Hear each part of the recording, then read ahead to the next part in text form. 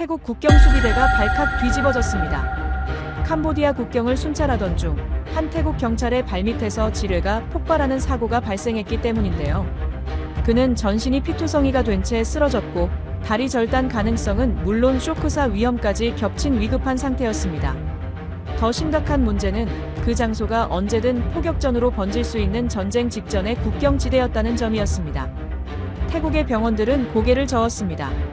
의사도 장비도 없었습니다. 그때 현장에 동행하고 있던 한국 경찰이 조용히 한마디를 꺼냅니다. 지금 이 상태라면 한국 말고는 방법이 없습니다. 그 한마디로 군 수송기가 움직였고 환자는 서울을 향했습니다. 하지만 수술을 앞두고 찾아온 폐혈증, 그리고 한국 안에서 벌어진 정체불명의 방해 공작까지. 과연 한국은 6.25 전쟁 당시 태국이 흘린 피해의 은혜를 이번 기회에 조금이나마 갚을 수 있을까요? 지금부터 세계 최고 의리국가 대한민국의 실화가 시작됩니다. 그 전에 1초 만에 누를 수 있는 좋아요 버튼으로 이 태국 경찰의 소생을 기원해주세요. 6.25 때 은혜 이번에 갚는다라고 생각하신다면 살려라라고 댓글로 남겨주세요.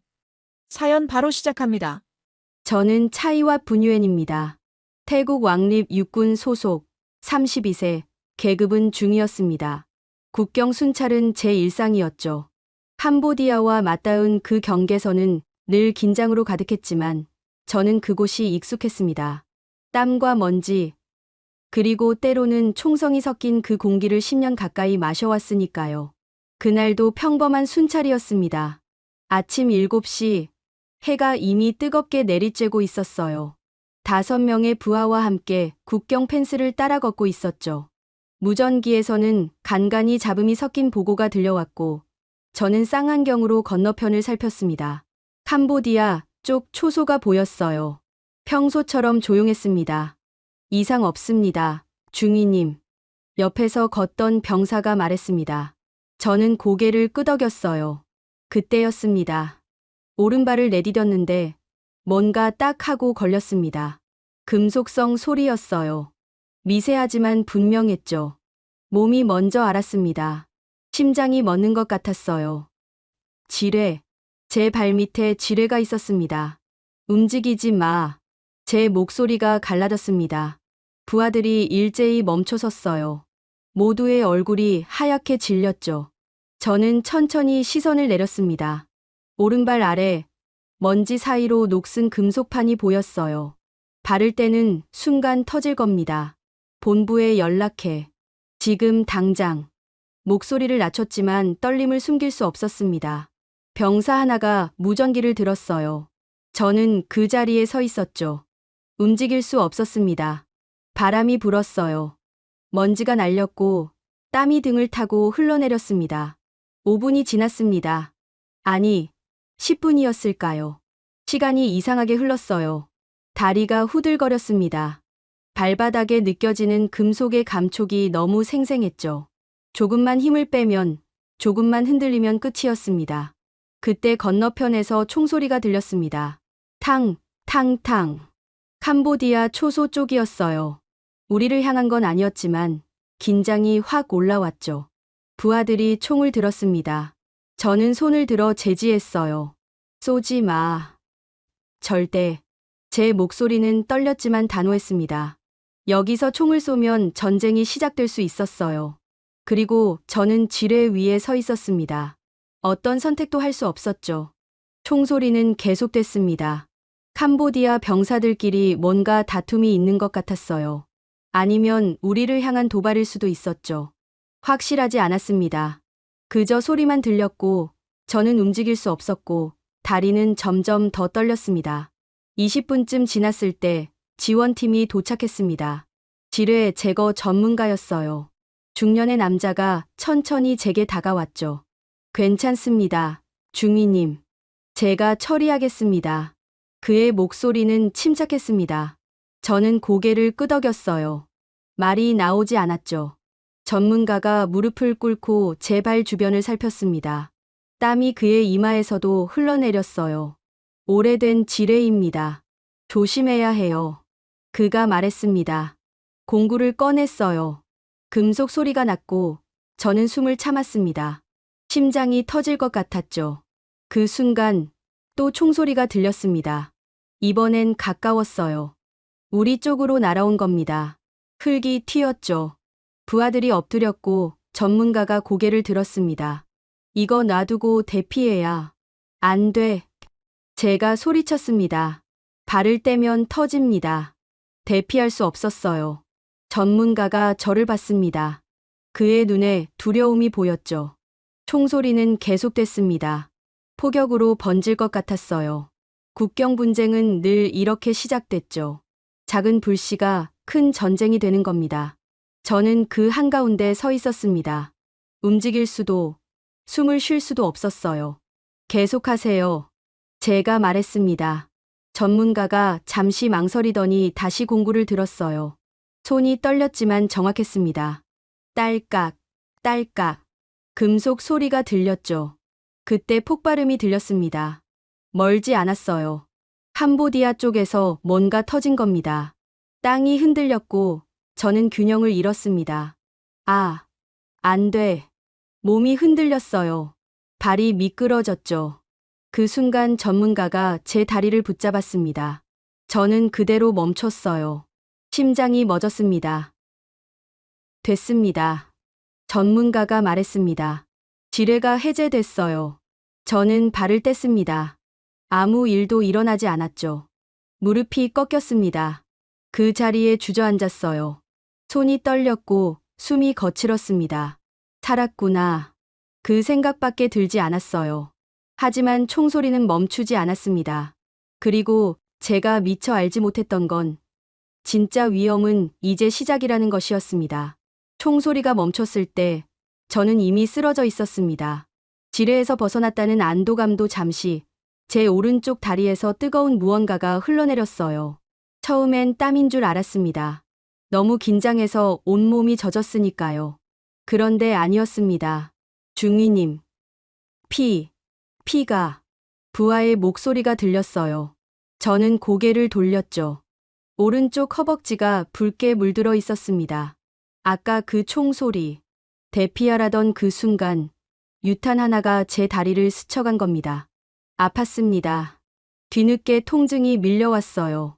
다리가 찢어지는 것 같았죠. 아니, 실제로 찢어져 있었습니다. 피는 계속 흘렀고 저는 그제야 비명을 삼켰습니다. 지열, 빨리. 전문가가 소리쳤어요. 부하들이 달려들었습니다. 누군가 제 다리를 붙잡았고 천으로 감쌌죠. 압박이 가해졌고 저는 이를 악물었습니다. 정신이 흐릿해졌어요. 들것에 실렸습니다. 흔들렸죠. 하늘이 보였어요. 구름 한 점 없이 맑았습니다. 왜 그렇게 평화로운지 이해할 수 없었죠. 저는 피를 흘리며 실려가고 있었는데 하늘은 너무 고요했습니다. 차에 실렸어요. 구급차였습니다. 사이렌이 울렸고 저는 천장을 바라봤죠. 의무병이 제 다리를 살폈어요. 그의 표정이 굳어졌습니다. 빨리 가야 합니다. 출혈이 심해요. 목소리에 긴장이 묻어났어요. 저는 알았습니다. 심각하구나. 병원까지는 40분이 걸렸습니다. 국경 근처 민간병원이었어요. 작은 곳이었죠. 응급실로 들어갔고 의사가 달려왔습니다. 나이 든 남자였어요. 제 다리를 보더니 고개를 저었습니다. 이건 여기서 할 수 있는 게 없습니다. 그 말이 무슨 뜻인지 알았어요. 수술이 필요한데 이 병원엔 장비가 없다는 겁니다. 저는 침대에 누워 천장을 봤죠. 형광등이 깜빡였어요. 군병원으로 옮겨졌습니다. 다시 구급차에 실렸죠. 흔들림이 계속됐고 통증은 더 심해졌습니다. 의식이 왔다 갔다 했어요. 군병원에 도착했을 때 저는 거의 정신을 잃을 뻔했습니다. 의료진이 달려들었어요. 검사가 시작됐죠. 엑스레이, CT, 기계 소리가 귓가에 맴돌았습니다. 결과를 듣기까지 2시간이 걸렸어요. 외과 과장이 제게 왔습니다. 50대쯤 돼 보이는 군의관이었죠. 그는 차트를 들고 서 있었습니다. 중위님. 그가 말했어요. 목소리가 무거웠습니다. 혈관 손상이 심각합니다. 신경도 일부 끊어졌고요. 지금 상태로는 그가 말을 멈췄어요. 저는 알았습니다. 다음에 나올 말을 절단해야 할 수도 있습니다. 심장이 멎었습니다. 절단. 그 단어가 머릿속에서 울렸어요. 제 다리를 잘라낸다고요. 수술. 할 수 없나요? 제 목소리는 떨렸습니다. 과장이 고개를 저었어요. 여기 장비로는 불가능합니다. 미세혈관 봉합 장비도 없고 신경 제거는 더더욱. 그는 말을 흐렸죠. 저는 침대에 누워 있었습니다. 다리가 아팠어요. 아직 붙어 있는데 이미 잃은 것처럼 느껴졌죠. 그날 밤 저는 잠들 수 없었습니다. 통증도 있었지만 두려움이 더 컸어요. 군인이 다리를 잃으면 어떻게 될까? 아니, 군인이 아니라 한 사람으로서, 아버지로서, 남편으로서 저는 무엇이 될까요? 새벽 5시쯤 누군가 병실 문을 열었습니다. 간호사가 아니었어요. 민간인 옷을 입은 남자였죠. 30대 중반쯤 돼 보였습니다. 실례합니다. 중위님. 저는 한국경찰청 소속 국제협력관입니다. 한국인이었어요. 태국어를 유창하게 했죠. 저는 그를 봤습니다. 왜 한국 경찰이 여기 있을까? 국경 범죄 공조 업무로 왔다가 중위님 소식을 들었습니다. 그가 말했어요. 조심스러웠죠. 제가 감히 드릴 말씀이 있어서요. 저는 고개를 끄덕였습니다. 그가 침대 옆 의자에 앉았어요. 작년에 비슷한 일이 있었습니다. 태국인 피해자 한 분이 중상을 입었는데 태국 내에서 치료가 어려웠죠. 그분을 한국으로 모셨습니다. 한국으로요? 한국 병원에서 수술을 받으셨어요. 성공했습니다. 지금은 회복하셨고요. 그의 목소리는 차분했습니다. 하지만 저는 이해할 수 없었어요. 왜? 한국이 그런 걸 해주죠? 제가 물었습니다. 그가 잠시 망설였어요. 저도 처음엔 이해 못했습니다. 하지만 보니까 그냥 사람을 먼저 보더라고요. 국적이나 이유보다. 침묵이 흘렀어요. 저는 천장을 봤습니다. 지금 중위님 상태라면. 그가 말을 이었죠. 한국이 유일한 선택지일 수 있습니다. 그 말이 제 머릿속에 남았습니다. 한국. 저는 한 번도 가본 적 없는 나라였어요. 왜 그들이 저를 도와야 하죠? 저는 태국 군인입니다. 그들과 아무 상관도 없는. 하지만 제 다리는 계속 아팠습니다. 그리고 절단이라는 단어는 제 머릿속에서 지워지지 않았어요. 한국 경찰이 떠나고 1시간쯤 지났을 때 상급 지휘부에서 연락이 왔습니다. 중위, 한국 측에서 제안이 들어왔습니다. 전화기 너머 목소리는 조심스러웠어요. 대령이었죠. 제 직속 상관이었습니다. 치료를 도울 수 있다고 합니다. 서울에 있는 병원으로 이송하겠다고요. 저는 침대에 누워 전화기를 귀에 댔습니다. 다리는 여전히 욱신거렸어요. 하지만 대령이 말을 멈췄습니다. 그 침묵이 길었어요. 저는 알았죠. 뭔가 문제가 있구나. 상부에서 논의 중입니다. 외교적으로 민감한 사안이라서요. 외교적으로 민감하다. 그 말뜻을 이해하는데 오래 걸리지 않았습니다. 태국과 캄보디아는 국경 분쟁 중이었어요. 한국이 태국 군인을 치료한다는 건 어느 한쪽 편을 든다는 의미로 비칠 수 있었죠. 중위 개인으로선 좋은 기회지만 국가적으론 대령의 목소리가 흐려졌습니다. 저는 눈을 감았어요. 국가적으론 부담이라는 거였죠. 한 병사 때문에 국제 관계를 복잡하게 만들 순 없다는. 전화를 끊었습니다. 병실은 조용했어요. 창밖으로 아침 햇살이 들어왔죠. 따뜻했습니다. 하지만 저는 춥게 느껴졌어요. 점심때쯤 또 다른 방문객이 왔습니다. 외교부 직원이었어요. 양복을 입은 젊은 남자였죠. 중위님, 상황을 설명드리러 왔습니다. 그가 말했어요. 공손했지만 거리감이 느껴졌습니다. 한국 측 제안은 감사한 일입니다. 하지만 전례가 없어서요. 군인을, 그것도 분쟁 지역 군인을 타국에서 치료한다는 건. 그는 서류를 꺼냈어요. 뭔가 복잡한 내용이 적혀 있었죠. 여론도 고려해야 합니다. 캄보디아가 반발할 수 있고 국내에서도 왜 한 사람 때문에라는 목소리가 나올 수 있습니다. 저는 그 말을 들으며 작아지는 느낌이었습니다. 한 사람. 저는 그냥 한 사람이었어요. 국가에게는 물론 최선을 다해 검토 중입니다. 다만 시간이 좀 걸릴 겁니다. 외교부 직원이 일어섰어요. 인사하고 나갔죠. 저는 혼자 남았습니다. 시간이 걸린다. 그 말이 무섭게 느껴졌어요. 제 다리는 기다려주지 않았으니까요. 의사는 말했습니다. 이틀, 길어야 사흘 안에 결정해야 한다고. 그 이상 지나면 감염이 퍼질 거라고. 오후 3시쯤 제 휴대전화가 울렸습니다. 아내였어요. 여보. 목소리를 들으니 눈물이 났습니다. 참았죠. 울 수 없었어요. 응, 나야. 괜찮아요. 병원은?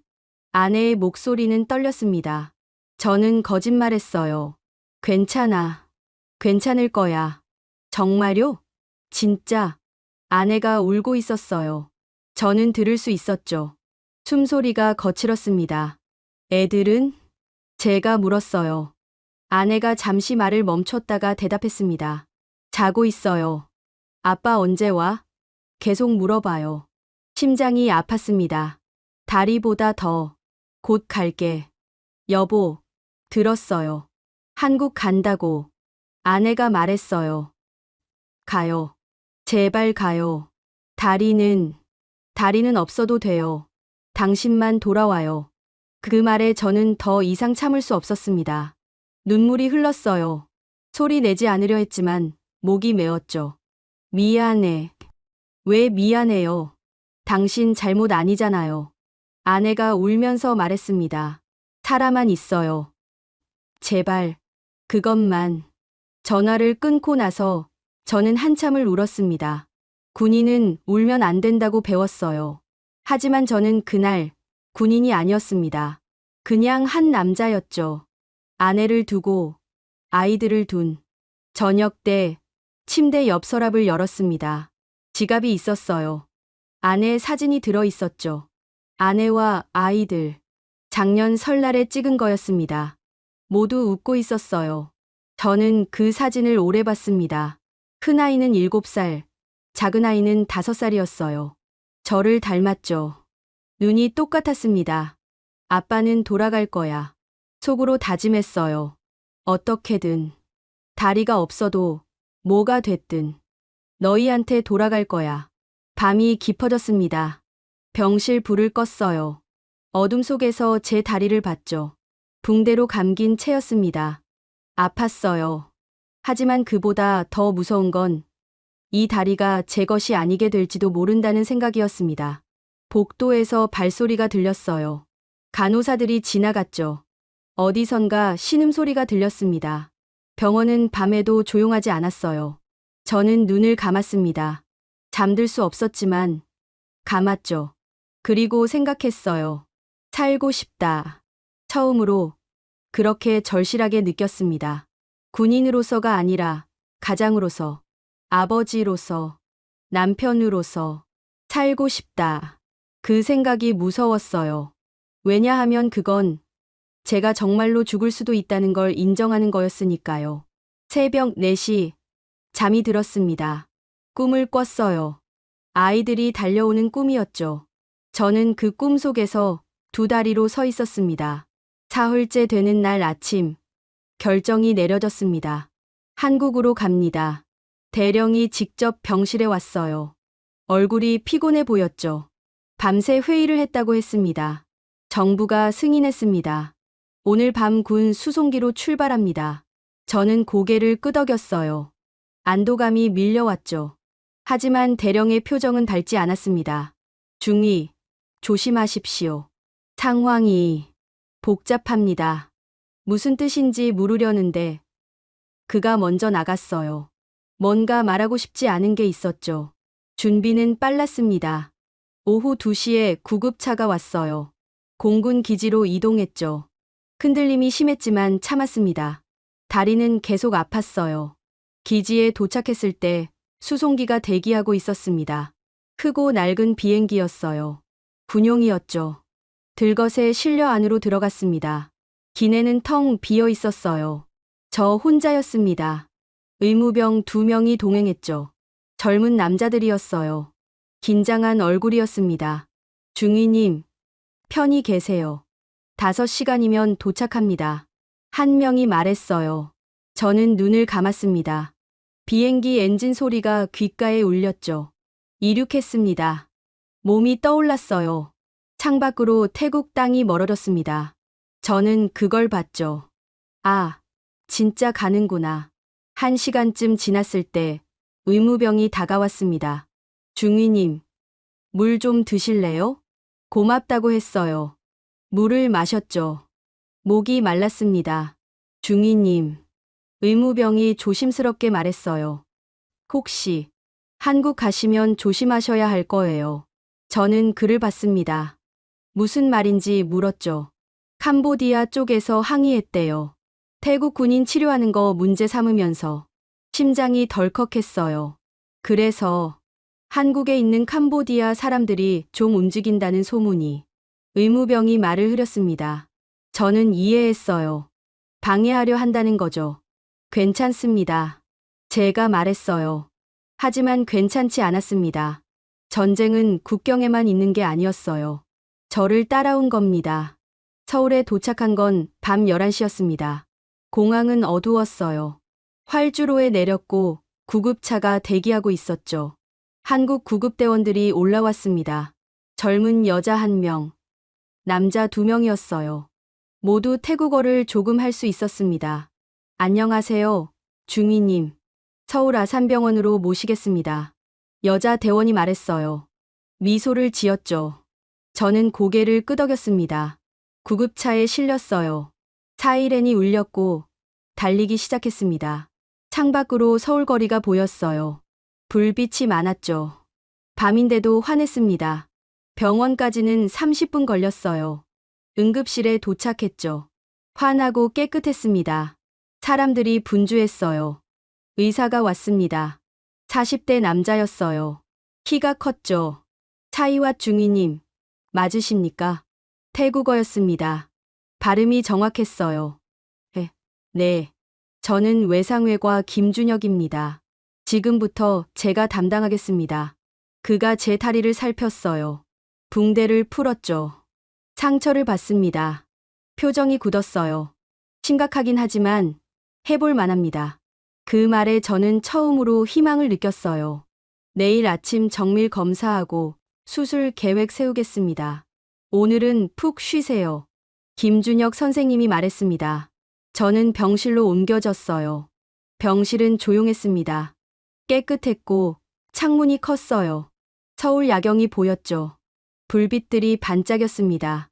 침대에 누웠어요. 천장을 봤습니다. 여기까지 왔구나. 살 수 있을까? 자정쯤 복도가 시끄러워졌습니다. 목소리가 들렸어요.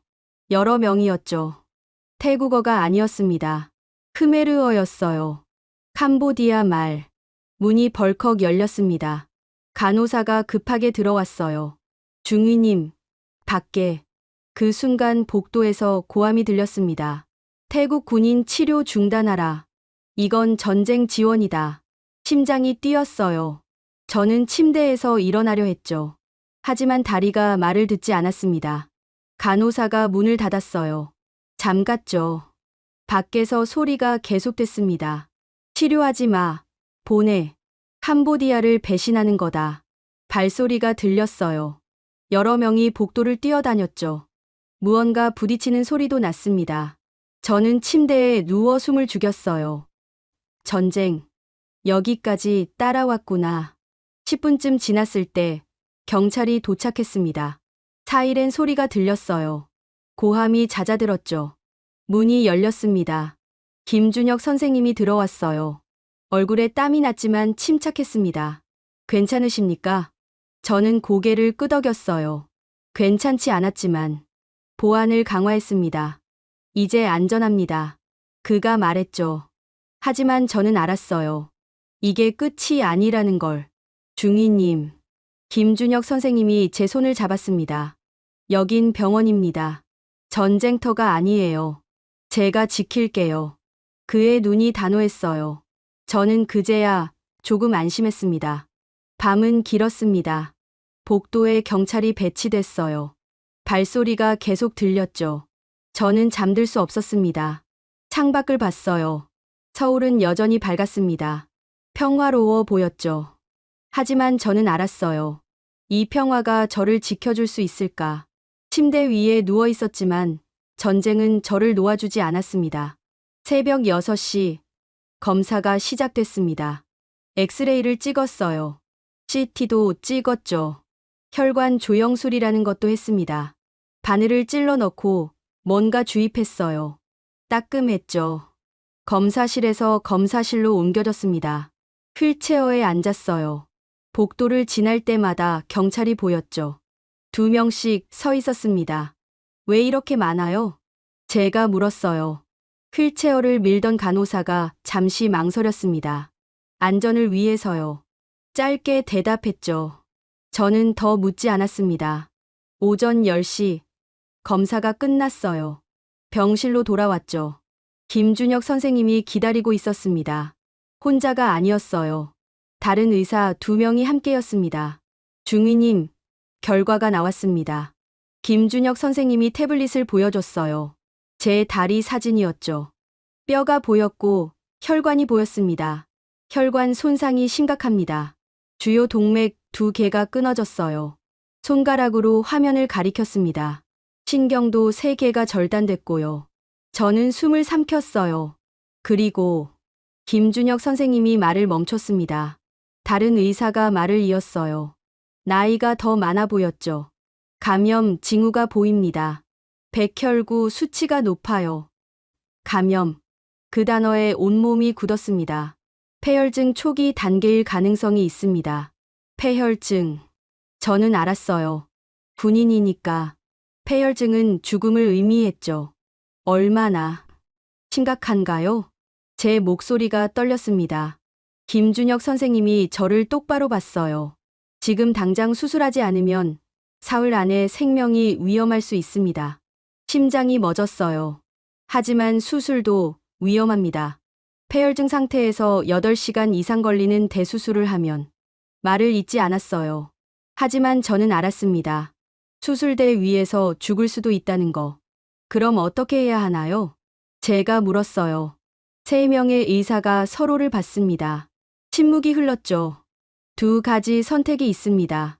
나이 든 의사가 말했어요. 첫 번째, 지금 즉시 절단 수술을 합니다. 감염 부위를 완전히 제거하는 거죠. 수술 시간도 짧고 생존율이 높습니다. 저는 숨을 참았어요. 2번째, 폐혈증 치료를 먼저 하고 상태가 나아지면 다리를 살리는 수술을 시도합니다. 하지만 그가 고개를 저었죠. 시간이 오래 걸리고 위험합니다. 그 사이 감염이 더 퍼질 수도 있어요. 방이 조용해졌습니다. 저는 천장을 봤어요. 흰색이었죠. 다리를 자르면 산다. 다리를 살리려면 죽을 수도 있다. 중위님, 김준혁 선생님이 말했어요. 선택은 중위님 몫입니다. 저희는 중위님이 원하는 대로 하겠습니다. 저는 눈을 감았습니다. 아이들 얼굴이 떠올랐어요. 아내 목소리가 들렸죠. 살아만 있어요. 다리 없이 살 수 있을까? 아이들을 안을 수 있을까? 아내와 걸을 수 있을까? 하지만 죽으면 아무것도 할 수 없었습니다. 얼마나 시간을 주실 수 있나요? 제가 물었어요. 김준혁 선생님이 잠시 생각했습니다. 오늘 하루, 내일 아침까지 결정하셔야 합니다. 고개를 끄덕였어요. 의사들이 나갔습니다. 저는 혼자 남았죠. 점심을 못 먹었어요. 목이 메었습니다. 물만 조금 마셨죠. 오후 2시쯤 휴대전화가 울렸습니다. 아내였어요. 여보, 한국 도착했어요? 응, 도착했어. 병원은? 의사는 뭐래요? 저는 대답하지 못했어요. 뭐라고 말해야 할까? 여보? 수술한대. 잘 됐네요. 언제요? 아내 목소리가 밝아졌어요. 저는 눈을 감았습니다. 내일. 아마. 다행이다. 정말 다행이에요. 아내가 울었어요. 기쁨의 눈물이었죠. 저는 차마 말할 수 없었습니다. 다리를 자를 수도 있다고. 아니면 죽을 수도 있다고. 애들이 보고 싶대요. 영상통화할까요? 아니. 제가 급하게 말했어요. 아니. 나중에. 수술 끝나고. 알았어요. 빨리 나으세요. 기다릴게요. 전화를 끊었습니다. 손이 떨렸어요. 저녁 7시 간호사가 들어왔습니다. 체온을 쟀어요. 38도 5였죠. 열이 오르고 있습니다. 간호사가 말했어요. 걱정스러운 얼굴이었습니다. 선생님께 보고하겠습니다. 나갔어요. 저는 몸을 만져봤습니다. 뜨거웠죠. 식은땀이 났어요. 폐혈증이 퍼지고 있었습니다. 밤 9시 김준혁 선생님이 다시 왔습니다. 중위님, 상태가 나빠지고 있습니다. 결정을 앞당겨야 할 것 같습니다. 저는 글을 봤어요. 지금 당장 결정하셔야 합니다. 절단할까요? 아니면. 그가 말을 멈췄죠. 저는 천장을 봤습니다. 형광등이 눈부셨어요. 다리보다 제가 살아있는 게 먼저였습니다. 선생님, 제가 말했어요. 다리를 살려주세요. 김준혁 선생님이 눈을 크게 떴습니다. 위험합니다. 압니다. 죽을 수도 있어요. 그래도 저는 눈물을 참았어요. 다리 없이 사는 것보다 다리와 함께 죽는 게 나을 것 같습니다. 침묵이 흘렀어요. 김준혁 선생님이 고개를 끄덕였습니다. 알겠습니다. 최선을 다하겠습니다. 그가 나갔어요. 저는 혼자 남았죠. 밤은 깊어졌습니다. 열은 계속 올랐어요. 40도가 넘었죠. 몸이 떨렸습니다. 간호사가 계속 들어왔어요. 얼음 주머니를 갖다 댔죠.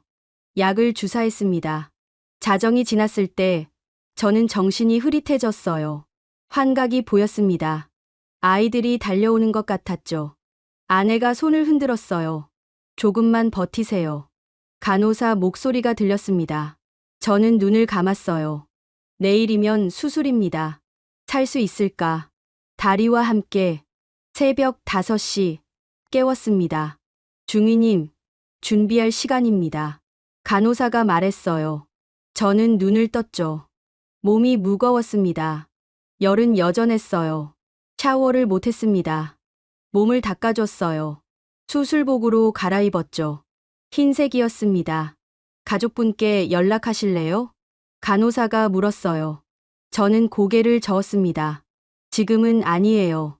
나중에 살아남으면. 6시 수술실로 이동했습니다. 침대째로 옮겨졌어요. 복도가 길었죠. 형광등이 천장에 줄지어 있었습니다. 수술실 앞에 도착했어요. 문이 컸습니다. 은색이었죠. 김준혁 선생님이 나왔습니다. 수술복을 입고 있었어요. 마스크를 쓰고 있었지만 눈이 보였죠. 준비됐습니까? 저는 고개를 끄덕였어요. 8시간에서 10시간 걸릴 겁니다. 힘들 거예요. 괜찮습니다. 제 목소리는 떨렸지만 단호했습니다. 팀이 대기하고 있습니다. 외상외과, 혈관외과, 감염내과, 마취과. 모두 최고입니다. 김준혁 선생님이 제 어깨를 두드렸어요. 끝까지 포기하지 않겠습니다. 수술실 안으로 들어갔습니다. 차가웠어요. 불빛이 환했죠. 사람들이 많았습니다. 6명쯤 됐어요. 환자 들어옵니다. 누군가 말했습니다. 저는 수술대로 옮겨졌어요. 딱딱했죠. 천장에 큰 조명이 있었습니다. 너무 밝아서 눈이 부셨어요. 마취 시작하겠습니다. 마취과 의사가 말했어요. 젊은 여자였죠. 제 팔에 바늘을 꽂았습니다. 천천히 숫자를 세세요. 10부터 거꾸로. 저는 숨을 들이쉬었어요. 10. 목소리가 떨렸습니다. 9. 시야가 흐려졌어요. 8. 김준혁 선생님 얼굴이 보였습니다. 눈이 다정했어요. 7. 아내 얼굴이 떠올랐죠. 6. 아이들 목소리가 들렸습니다. 5. 어둠이 밀려왔어요. 의식이 끊어졌습니다. 얼마나 지났을까요? 소리가 들렸습니다. 기계 소리, 삑삑거리는, 혈압 떨어집니다. 누군가 소리쳤어요.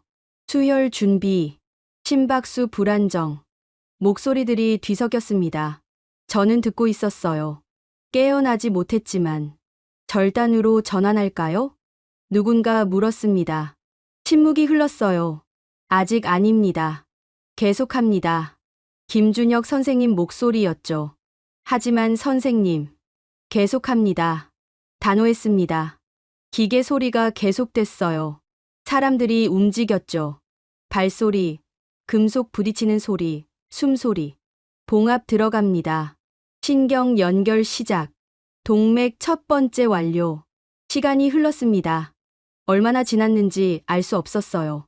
혈압 안정됐습니다. 심박수 정상. 안도하는 목소리들이 들렸습니다. 계속하죠. 김준혁 선생님이 말했어요. 더 깊은 어둠 속으로 빠져들었습니다. 아무것도 느껴지지 않았어요. 아무 소리도 들리지 않았죠. 그냥 어둠뿐이었습니다. 눈을 떴을 때 천장이 보였습니다. 흰색이었어요. 형광등이 있었죠. 수술실이 아니었습니다. 깨어나셨군요. 목소리가 들렸어요. 고개를 돌렸죠. 김준혁 선생님이었습니다. 마스크를 벗고 있었어요. 얼굴에 땀이 말라 있었죠. 수술. 목소리가 안 나왔어요. 목이 말랐습니다. 성공했습니다. 김준혁 선생님이 말했어요. 다리 살렸습니다. 눈물이 났습니다. 그냥 흘러내렸어요. 멈출 수 없었죠. 10시간 40분 걸렸습니다. 혈관 3개이었고 신경 5개 재건했어요. 폐혈증도 통제했고요. 저는 울었습니다. 소리내지 않았지만 눈물이 계속 흘렀어요. 이제 회복만 남았습니다. 쉽진 않을 겁니다. 하지만 김준혁 선생님이 제 손을 잡았어요. 살아갈 수 있습니다. 다리와 함께. 저는 고개를 끄덕였습니다. 말이 안 나왔어요. 감사하다고, 고맙다고 말하고 싶었지만 푹 쉬세요. 많이 힘드셨을 겁니다. 김준혁 선생님이 일어났어요. 나가려다 멈춰섰죠. 중위님. 네. 여긴 한국입니다. 국적을 묻지 않아요. 환자만 봅니다. 그 말을 남기고 나갔습니다. 저는 천장을 봤어요. 눈물이 계속 흘렀습니다. 이번엔 아픔이 아니었어요. 감사였습니다. 수술 다음 날 처음으로 다리를 봤습니다. 김준혁 선생님이 붕대를 풀었어요. 천천히, 조심스럽게. 간호사 2명이 옆에 있었죠. 많이 부어 있을 겁니다. 놀라지 마세요. 선생님이 말했어요. 저는 숨을 참았습니다. 붕대가 벗겨졌어요. 제 다리가 보였죠. 시퍼렇게 멍들어 있었습니다. 부어올랐고 실밥이 촘촘했어요. 흉터가 길었죠. 무릎 위에서 발목까지 붙어 있네요. 제가 중얼거렸어요. 김준혁 선생님이 웃었습니다. 네, 붙어 있습니다. 중위님 다리예요. 손을 뻗었어요. 다리를 만졌죠. 따뜻했습니다. 살아 있었어요. 울었습니다. 또 움직여 볼까요? 선생님이 물었어요. 저는 고개를 끄덕였습니다. 발가락 움직여 보세요. 집중했어요. 발가락에 힘을 줬죠. 움직였습니다. 조금, 아주 조금이었지만 됐어요. 움직였어요. 간호사가 기뻐했어요. 저도 웃었습니다. 눈물을 흘리면서 신경이 살아있다는 겁니다. 좋은 신호예요. 김준혁 선생님이 말했어요. 재활이 시작됐습니다. 그날 오후부터요. 물리치료사가 왔어요. 30대 남자였죠. 이름은 박성민이었습니다. 중위님, 저랑 함께 열심히 하셔야 합니다. 그가 웃으며 말했어요. 네. 처음엔 침대에서 다리를 들어 올리는 것부터 시작했습니다. 5cm만 들어도 식은땀이 났어요. 잘하고 계십니다. 조금씩 하면 돼요. 박성민 씨가 격려했어요. 사흘째, 침대에서 일어나 앉았습니다. 어지러웠어요. 하지만 버텼죠. 일주일째, 휠체어에 앉았습니다. 처음으로 창밖을 제대로 봤어요. 서울이었습니다. 건물이 많았고 사람들이 바빴죠. 열흘째 목발을 잡았습니다. 일어서려 했어요. 다리가 떨렸죠. 무게를 견딜 수 없었습니다. 천천히요. 급하지 않아요. 박성민 씨가 저를 붙잡았어요. 조금씩 체중을 실었습니다. 다리가 아팠어요. 하지만 버텼죠. 한 걸음 내디뎠습니다. 넘어질 뻔했어요. 박성민 씨가 잡아줬죠. 괜찮습니다. 다시 해봐요.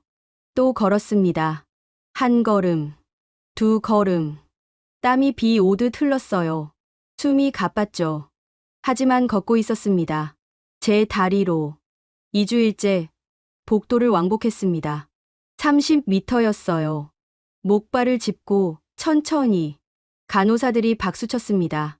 지나가던 환자들이 응원했어요. 잘하셨어요. 힘내세요. 저는 웃었습니다. 한국 사람들이었어요. 저를 모르는 사람들. 태국 군인인 걸 아는지 모르는지 그냥 응원해줬죠. 3주일째 김준혁 선생님이 최종 검사를 했습니다. 혈류 정상입니다. 신경 회복도 예상보다 빨라요. 선생님이 웃었어요. 기적입니다. 중위님. 선생님 덕분입니다. 제가 말했어요. 선생님이 고개를 저었죠. 중위님이 포기하지 않았으니까요. 제가 한 건 도운 것뿐입니다. 그날 밤 아내와 영상통화를 했습니다. 아이들도 함께였어요. 아빠. 아이들이 소리쳤어요. 저는 웃었습니다. 잘 있었어? 응. 아빠 다리 나았어? 큰아이가 물었어요. 저는 화면에 다리를 보여줬습니다. 봐. 여기 있어. 우와. 진짜다. 아이들이 좋아했어요. 아내가 울었죠. 고생했어요, 여보. 아니야. 나 괜찮아. 빨리 와요. 기다릴게요. 곧 갈게. 전화를 끊고 저는 다리를 봤습니다. 흉터가 있었어요. 크고 깊었죠. 하지만 제 다리였습니다. 살아있는, 함께할. 퇴원 날이 정해졌습니다. 4주일 후였어요. 그 사이 많은 일이 있었습니다. 태국 대사가 병원에 왔어요. 정장을 입고 꽃다발을 들고 중위, 국가의 자랑입니다.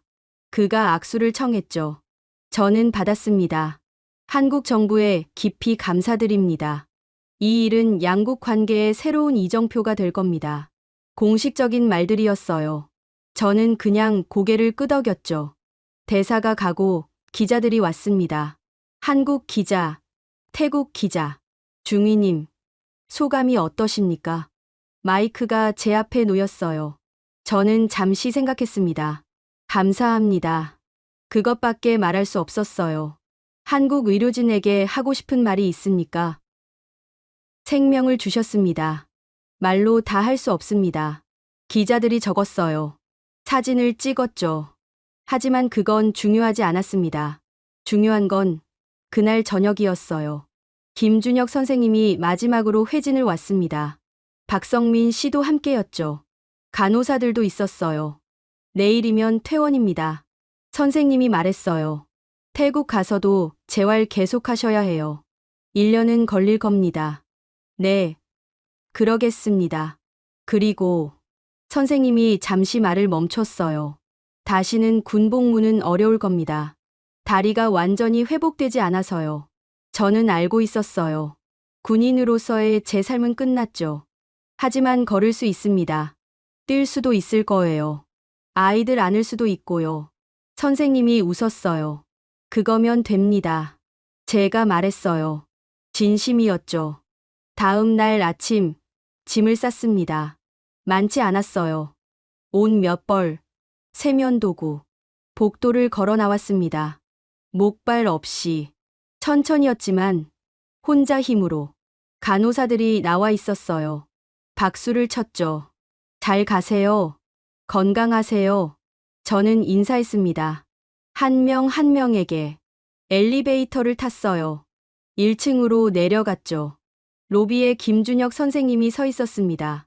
중위님, 선생님. 악수했어요. 그의 손이 따뜻했습니다. 잘 살아가세요. 선생님도 건강하세요. 병원 문을 나섰습니다. 햇살이 내리쬐었어요. 따뜻했죠. 택시가 대기하고 있었습니다. 공항으로 가는 차에 타기 전 뒤를 돌아봤어요. 병원 건물이 보였죠. 크고 하얀. 저는 그곳에서 다시 태어났습니다. 군인이 아니라 인간으로. 비행기 안에서 창밖을 봤습니다. 서울이 멀어졌어요. 건물들이 작아졌죠. 저는 생각했습니다. 한국은 제 다리를 살린 게 아니었어요. 인간으로서의 존엄을 지켜준 겁니다. 국적을 묻지 않고, 이유를 따지지 않고, 그냥 사람을 봤습니다. 아픈 사람을, 살려야 할 사람을. 그게 전부였어요. 전쟁은 저를 쓰러뜨렸습니다. 지뢰가, 총알이, 정치가. 하지만 한국은 저를 일으켜 세웠죠. 의사가, 간호사가, 치료사가, 그리고 이름 모를 수많은 사람들이. 저는 다시 걸을 수 있습니다. 제 다리로, 제 힘으로, 그리고 언젠가 아이들에게 말해줄 겁니다.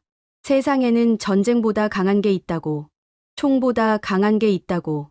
그건 바로 사람을 사람으로 보는 마음이라고. 한국이 제게 가르쳐 준 것. 그게 진짜 강함이라고. 비행기가 방콕에 도착했습니다. 내렸어요. 아내와 아이들이 기다리고 있었죠. 아빠. 아이들이 달려왔습니다. 저는 무릎을 꿇었어요. 안았죠. 보고 싶었어. 우리도. 아내가 다가왔습니다. 저를 꼭 껴안았어요. 돌아왔구나. 응, 돌아왔어. 집으로 향했습니다. 차 안에서 아이들이 떠들었어요. 아빠, 한국은 어땠어? 큰아이가 물었습니다. 저는 웃었어요. 따뜻했어. 날씨가? 아니, 사람이. 아이는 이해 못했죠. 고개를 갸웃했습니다. 언젠가 알 거예요. 커서 사람의 따뜻함이 무엇인지, 국경보다, 언어보다, 피부색보다 강한 게 무엇인지. 저는 그걸 배웠습니다. 한국에서. 여러분은 언제 한국이 따뜻하다고 느끼셨나요? 저는 침대 위에서, 수술실에서, 복도에서 느꼈습니다. 다리를 되찾은 순간보다 사람으로 대접받은 순간이 더 따뜻했어요. 이 이야기가 마음에 닿으셨다면 구독과 좋아요 부탁드립니다. 감사합니다.